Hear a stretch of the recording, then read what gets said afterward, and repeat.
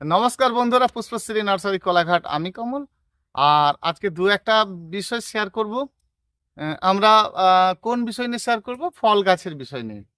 দেখুন, আমরা অনেকে ভাবি ফল গাছে এই সময় খাদ্য দেব কিনা, গাছের এই সময় আবার নতুনভাবে মাটির গাছের ক্ষেত্রে খাদ্য দেব কিনা, টবের গাছের ক্ষেত্রে দেব কিনা। অনেক কিছু সমস্যা থাকে, পাতা পুড়ে যাওয়া, পাতা পুড়ে পুড়ে গাছগুলো খাড় খাড় হয়ে মারা যাওয়া। আর একদম আমরা এটা ক্লিয়ার করে জানতে পারবো এই সময় অনেকে চুনের জল দেবো কিনা, বা কোনো সার ওষুধ তো দেবো, মানে ওষুধ দেবো কিনা। তো এটা মূল কথা যে আমরা যখন কোনো গাছ রোপণ করি আর একের পর এক সমস্যা দেখি আর কি। দেখুন, মাটির গাছের ক্ষেত্রে এইসব সমস্যাগুলো আপনারা পাবেন না, কিন্তু টবের মধ্যে করা থাকলে দেখবেন এই সময়কার জন্য দেখবেন দু একটা করে পাতা পুড়ে যেতে পারে। নতুন ডগা বেরোচ্ছে কিন্তু দেখছেন যে নিচকার পাতা পুড়ে যাচ্ছে।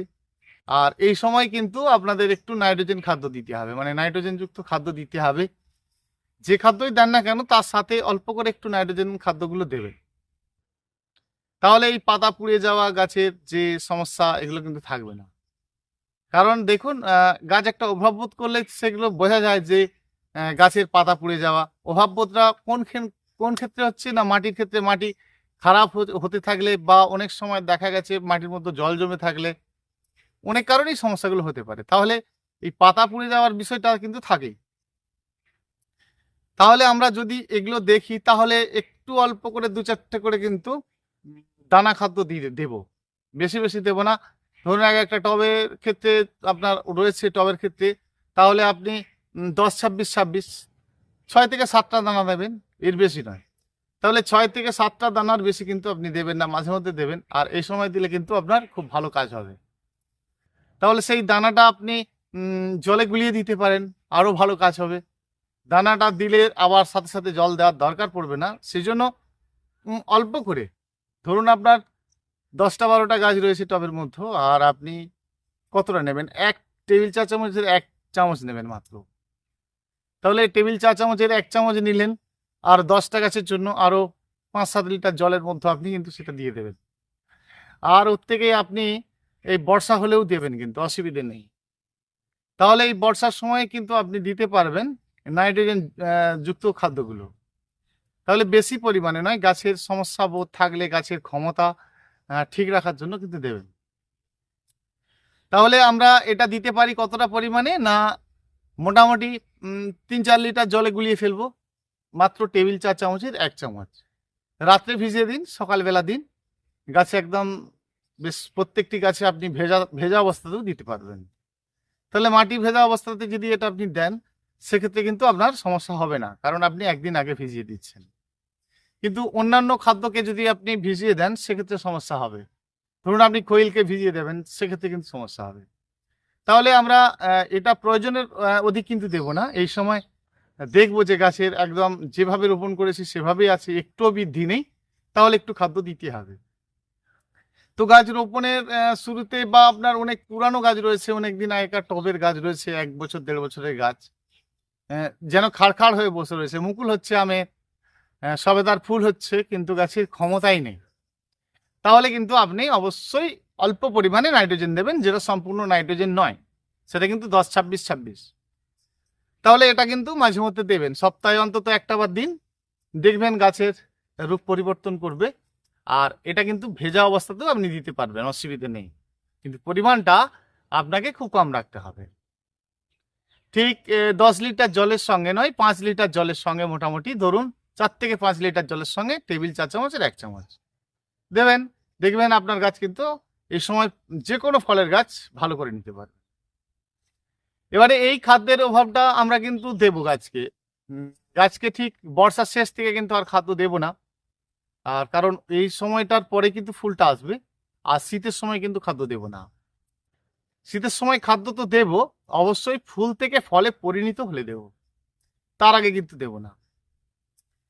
মাটির মধ্যে এই সময় যদি আপনি চুনের জলটা দেন, অনেকেই আমাকে প্রশ্ন করছেন যে এই সময় চুনের জল দেবো কিনা, দিলে ক্ষতি হবে কিনা। না, দেবেন। যে কোনো ফলের গাছের ক্ষেত্রে আপনারা কিন্তু দেবেন, খুব ভালো কাজ করবে। আর টবের মধ্যে যেটা বললাম, যে টবে কোনো ফলের গাছ রোপণ করতে গেলে প্রথম অবস্থাতে আপনারা যেটা করে ফেলেন, যে একটা শৌখিন টব কিনে নিয়ে এসে বোস করে দিলেন। দেখুন, এই একটুখানি জায়গার মধ্যে ফল নিতে গেলে গাছে কটা ফল হবে? সেজন্য আপনারা যদি গ্রো ব্যাগ বা সিমেন্টের যে বস্তা এতে করে যদি গাছ বসিয়ে ফেলেন, অর্ধেক বালি অর্ধেক মাটি মেখে যদি আপনি গাছ করেন, আর তারপরে ওটা 1-1.5 বছর আপনার ভালো হয়ে গেল, ফল টল হওয়া শুরু হলো, পরবর্তী অবস্থায় ড্রামগুলো পাওয়া যায় না, প্লাস্টিকের ড্রাম, এই ড্রাম কিনে নেবেন। তাতে আপনার পয়সা অনেক সাশ্রয় হবে, ভালো হবে। এবং টবের মধ্যেও গাছ করলে কিন্তু সবসময় একটু দেখে নেবেন যাতে আপনার কি কলম না জোড় কলম, জোড় কলমের চারাগুলো নেওয়ার চেষ্টা করবেন। তাহলে গাছটা কি হবে, গ্রোথের উপরে বল শেপের মধ্যে হবে এবং ভালো হবে। তো এই ছোট ছোট বিষয়গুলো আমরা জানলে কিন্তু আমাদের গাছ খুব সহজেই সুন্দর হবে। আর ফল মুকুল থাকা অবস্থাতে কিন্তু আপনি খাদ্যটা দেবেন না। সেটা যদি আপনার বর্ষার সময় তো দেখেছি যে আম গাছে জাম গাছে মুকুল অনেকেরই আসছে, যেগুলো 12 মাসই সেগুলো কিন্তু আসছেই। তাহলে সে আম গাছে হোক সবেদা গাছেই হোক, ফুল থাকা অবস্থা তো নয়, ফুল থেকে ফলে পরিণত হলে তবে খাদ্যটা দেবেন, আর আপনার গাছ কিন্তু ভালো। 2-3টে জিনিস খুব ম্যাটার করে। ভালো মানের গাছ, অর্থাৎ আপনাকে টবে করতে গেলে বা মাটিতে করতে গেলে ভালো জাতের মানে কোয়ালিটিওয়ালা গাছ নেওয়া, সেটা আপনারা করেন। অবশ্যই চেষ্টা করেন কোন ধরনের গাছ নিলে ভালো। তবে আমি আপনাদেরকে বলবো, টবে যারা করেন তাদের ক্ষেত্রে বলবো 12 মাসি ফলের গাছগুলো ভালো। সে আপনি আম কিনুন, লেবু কিনুন, আপনার অন্য কিছু ফল কিনুন, 12 মাসি ফলগুলো একটু বেশি বেশি নেওয়ার চেষ্টা করবেন, আর তাতে আপনি 12টা মাস গাছে ফল দেখতে পাবেন, ভালো লাগবে আপনার। আরেকটা জিনিস বলি, আমরা 2-3টে জিনিস কিন্তু গাছ অভাব বোধ করে। একটা সময় গাছ বেড়ে ওঠার জন্য যেমন খাদ্যের অভাব বোধ করে, যে আমি সঠিকভাবে খাদ্য না পেয়ে কেমন হয়ে যাচ্ছি, বাড়ছি না, সেই জন্য আমরা বিভিন্ন ধরনের খাদ্যপত্র এটা ওটা দিই, সেটা খৈল বন্ডাস্ট নানান ধরনের খাদ্য দিই, গাছ সুন্দর হয়ে ওঠে। আবার তারপরেও সমস্যা দেখা যায় যে গাছে ফল নেই কিন্তু মুকুল আছে। বেশিরভাগ বন্ধুকে যদি জিজ্ঞাসা করা হয় যে আপনার কাছে লেবু হচ্ছে কেমন, বলছে প্রচুর পরিমাণে ফুল হচ্ছে কিন্তু লেবু হচ্ছে না। তো সেই জন্য টবের গাছের ক্ষেত্রে বিশেষ সমস্যা নেই, যে কোনো গাছ রোপণ করলে খুব সহজেই কিন্তু ফল আসে। এবং ভালো ভ্যারাইটির গাছ, ভালো জাতের গাছ আপনারা কেনেন, তারপরেও দেখেন সমস্যা কোন জায়গায় সমস্যা। যে জায়গাটা সমস্যা বোধ হচ্ছে যে আমরা একটা গাছ টবে রোপণ করার পরে দেখি যে গাছের মুকুল হচ্ছে ঝরে যাচ্ছে। দেখুন 2-3টে বিষয়ের উপরে যদি আমরা ঠিক জোর দিই, গাছে ফল নেওয়ার আগে যদি গাছের ক্ষমতা তৈরি করি, তাহলে কিন্তু ঠিক ফুল আসার পরে এই সমস্যা হবে না। আবার যদি ফুল আসার পরে আমরা ক্ষমতাটা প্রয়োগ করি, তাহলে কিন্তু খুব ভালো কাজ করবে। আমরা আগে আর পরে করে ফেলি, বিষয়গুলো ঠিকই আছে, আপনারা ঠিকই করেন, কিন্তু একটু ঘুরিয়ে ফিরিয়ে করুন। এই যেমন ধরুন না, আপনাদেরকে আমি বলেছি যে আপনি ভার্মি কম্পোস্ট, কোকোপিট এগুলো দেবেন, কেন দেবেন না, কিন্তু সেটা উপরে দেবেন, দেখবেন গাছ আপনি আরো ভালো করতে পারছেন। আবার এটা আপনাদেরকে আমি বলেছি যে গাছে আপনি খাদ্য না দিয়ে রোপণ করুন। আবার এটা আপনাদেরকে বলেছি যে গাছ রোপণের মানে ঠিক বর্ষা শেষ থেকে খাদ্য বন্ধ করুন। তার মানে কি, গাছকে আপনাকে এখন সারিয়ে নিতে হবে আর এই সময় খাদ্য দিতে হবে। আপনি যদি টবের মতো বানানো খাদ্য থাকে, যে কোনো খাদ্য যদি আপনার বানানো খাদ্য থাকে, আপনি সেই বানানো খাদ্য দিন, প্রবলেম নেই। তাহলে আমরা ওয়েদার, প্রতিদিন তো আর বৃষ্টি হচ্ছে না, বৃষ্টি থামলে আপনি দেবেন, যতটা সময় আছে আপনার হাতে সেটা কিন্তু এই সময়টাই আছে। তাহলে এই সারা বর্ষাকালটাই গাছকে আপনার গ্রোথ কম থাকলে কিন্তু গ্রোথ করে নিতে হবে।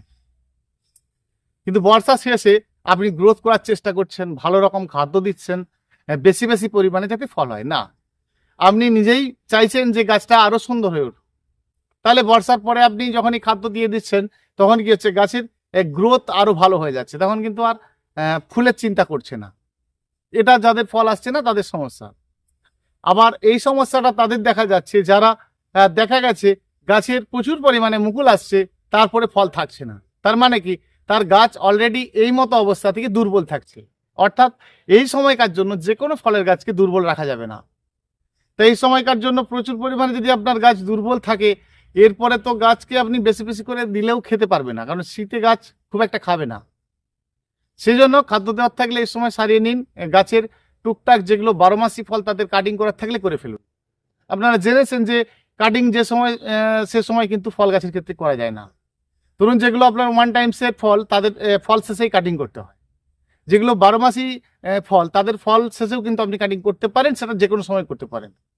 সেটা ক্ষেত্র বিশেষে, আপনার ধরুন জামরুল গাছে আপনার ফল শেষ হয়েছে, তারপরে আপনি একটু কাটিং করে কমাতে পারেন, সব সময়ের জন্য কিন্তু নয়। কিন্তু পেয়ারা গাছের ক্ষেত্রে যত কাটিং করবেন, কারণ সারাটা বছর আপনি তবে বেশি বেশি ফল পাবেন। যেমন লেবু গাছের বেশি বেশি করে কাটিং করতে নেই, তাহলে লেবুটা বন্ধ হয়ে যাবে।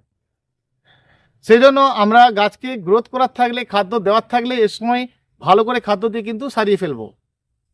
আর এই খাদ্যটা আবার বন্ধ করব কিন্তু বর্ষার পর, তাহলে যাদের ফুল আসার সমস্যা ছিল তাদের কিন্তু মিটে যাবে। তাহলে ফুল আসার যাদের আসছে না, গাছে ফুল আসছে না, তাদের এই সমস্যাটা মিটে যাবে। কিন্তু যাদের ফুল এসে থাকছে না, তাদের কি হবে? তাদের ক্ষেত্রে বলবো শুধু সয়েলটা চেঞ্জ করে দেওয়ার চিন্তা করুন, বালি আর মাটি মেখে করে ফেলুন, দেখবেন আপনার এই সমস্যাটা একেবারে ক্লিয়ার হয়ে যাবে।